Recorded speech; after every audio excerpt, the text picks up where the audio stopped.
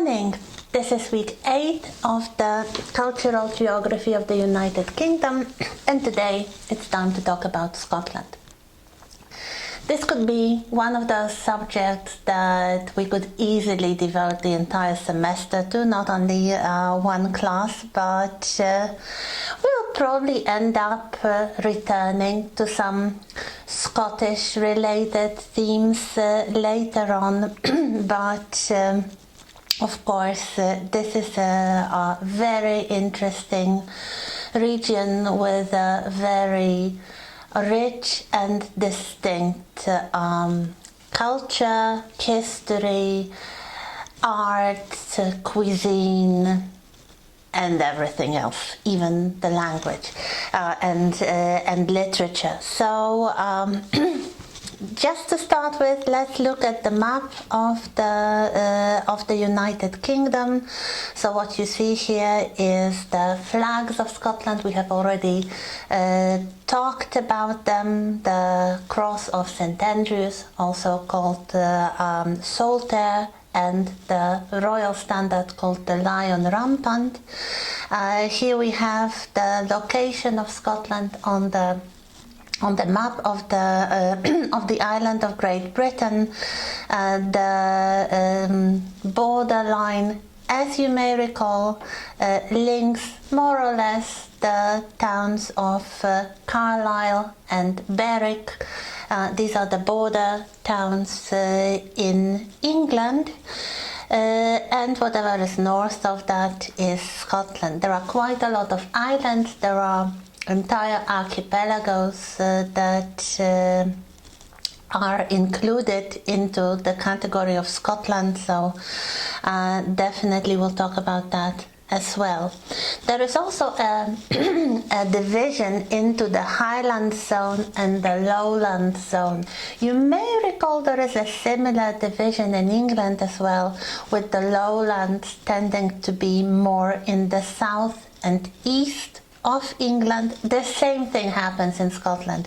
Actually, the geology of Scotland is quite different than the geology of England, and if I'm not mistaken, the geological evolution of Scotland happened separately, and the two, so England and Scotland, were connected, were joined into one island relatively late in the geological history. But we have a similar feature with the Highland zone, with the mountainous zone being more in the north and west, and the lowland zone being more in the south and east of Scotland. So it's not only about England, it's about Scotland as well.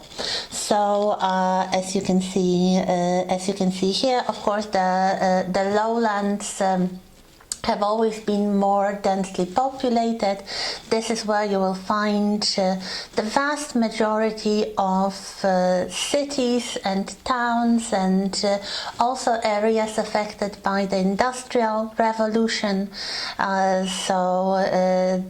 All this, the commercial activities, the industrial activities, and basically human population and human culture have been mostly happening in the lowland zone, with the highlands being more rugged and natural and wild. If we look at the islands and archipelagos, again, this is something that we have already covered during the very first class devoted to physical geography. So what we have here are the Scottish Islands, the Isles of Shetland, the Isles of Orkney, and also the Hebrides, which are divided into Outer Hebrides and Inner Hebrides. Also what you can see here is a further division of Scotland according to geology.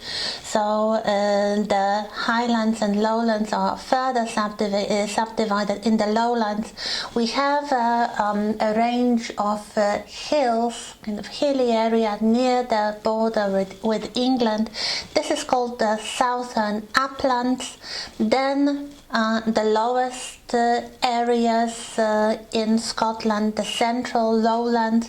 This is actually where the cities of Edinburgh and Glasgow are located. We'll talk about it in a little moment.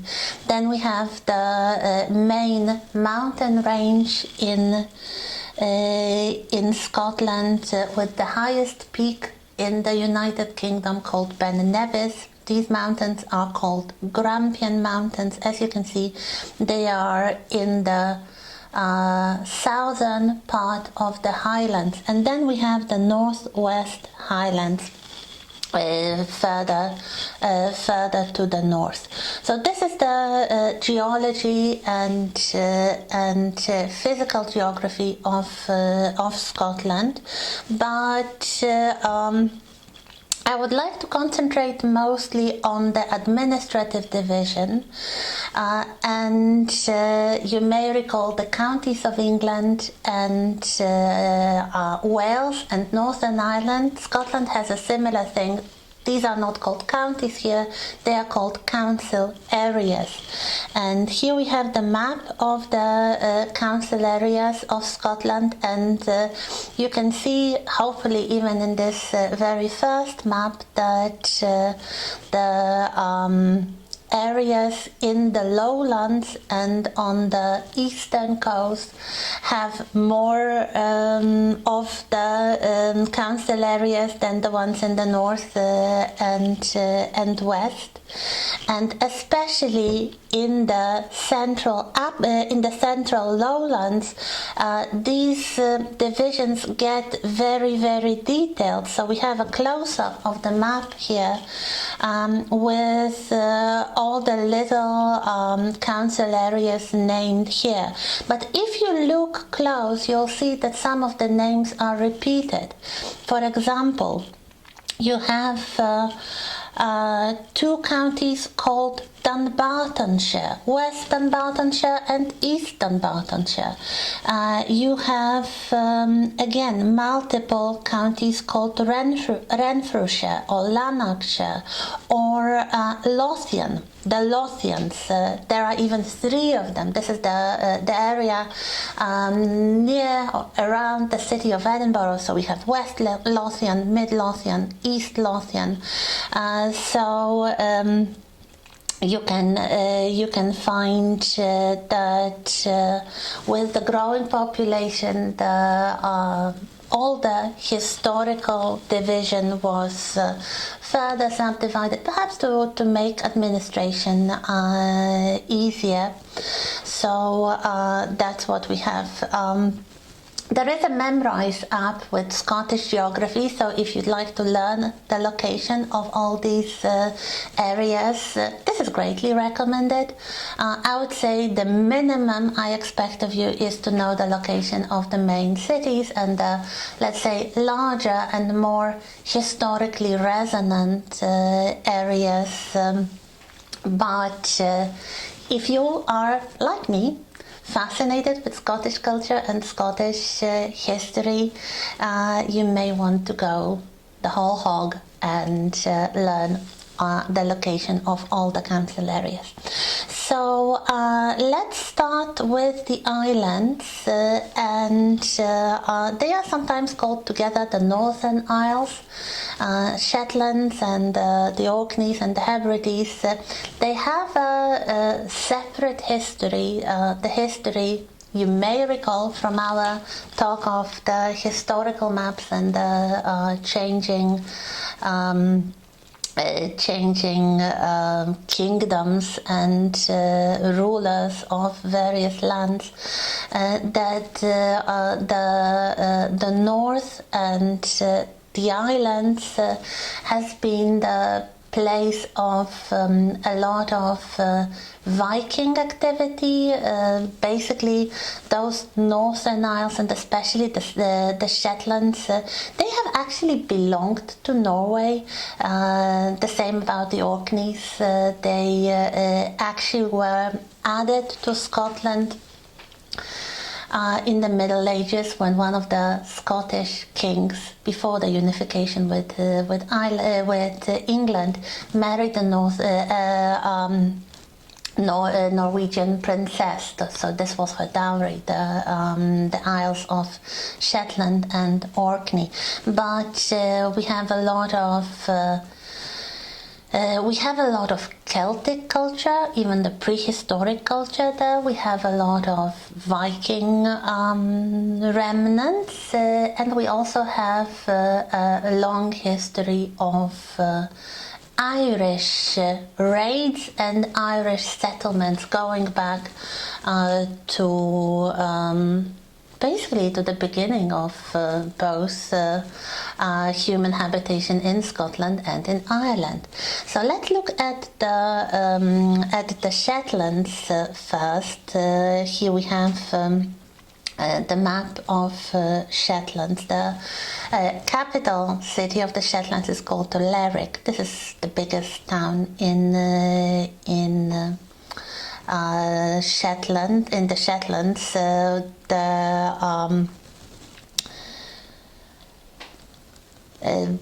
The islands, well, never visited them. This is again one of the places I would like to visit, definitely. They have even a similar flag to Norway, so the memory of the Vikings and the Norsemen settling there in the early Middle Ages. Here we have some towers that were made by those early settlers. It's still quite there. Even more in the Orkneys. If we look at the Orkney Islands, we have also this kind of Scandinavian looking flag. The main city is called Kirkwall, with a rather splendid Viking cathedral of a local saint called Saint Magnus.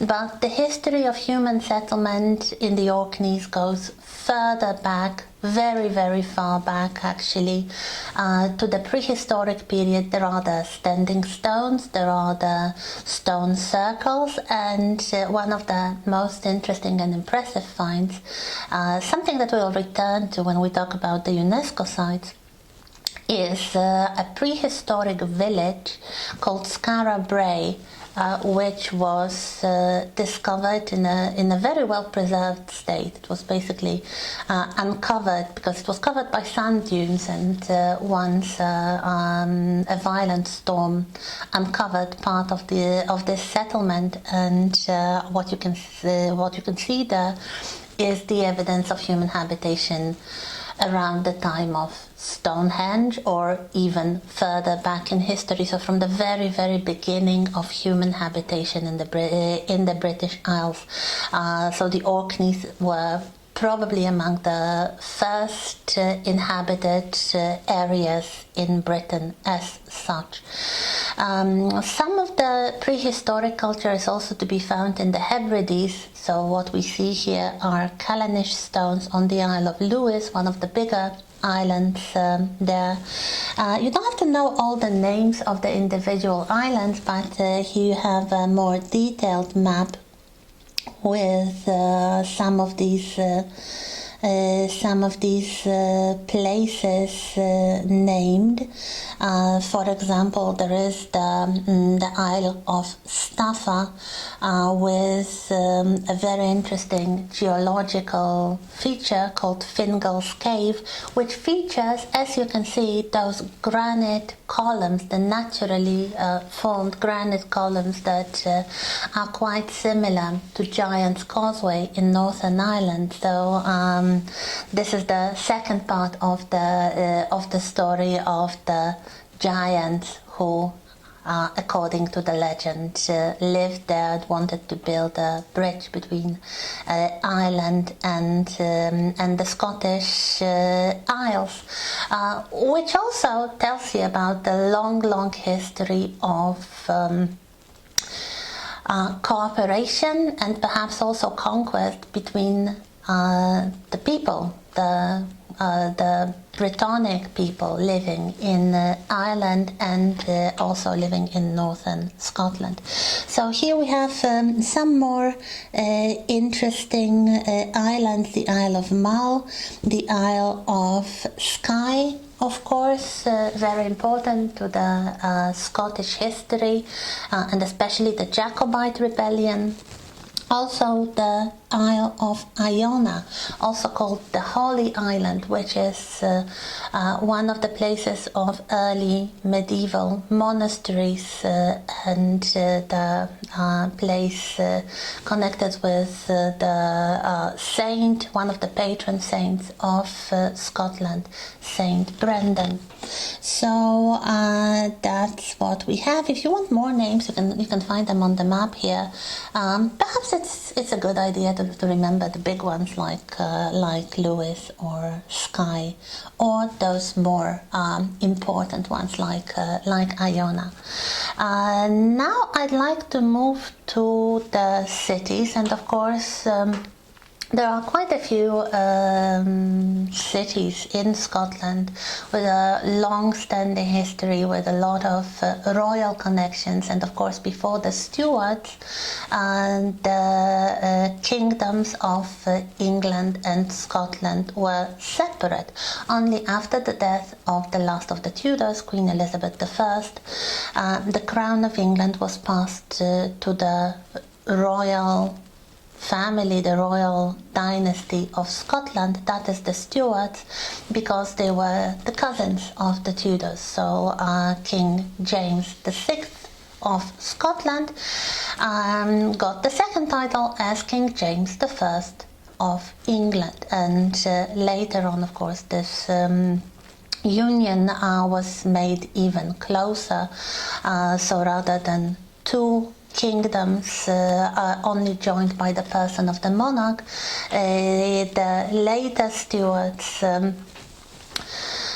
passed or assigned, basically it was passed by the parliament really, the law making the more unified country of the United Kingdom of England and Scotland.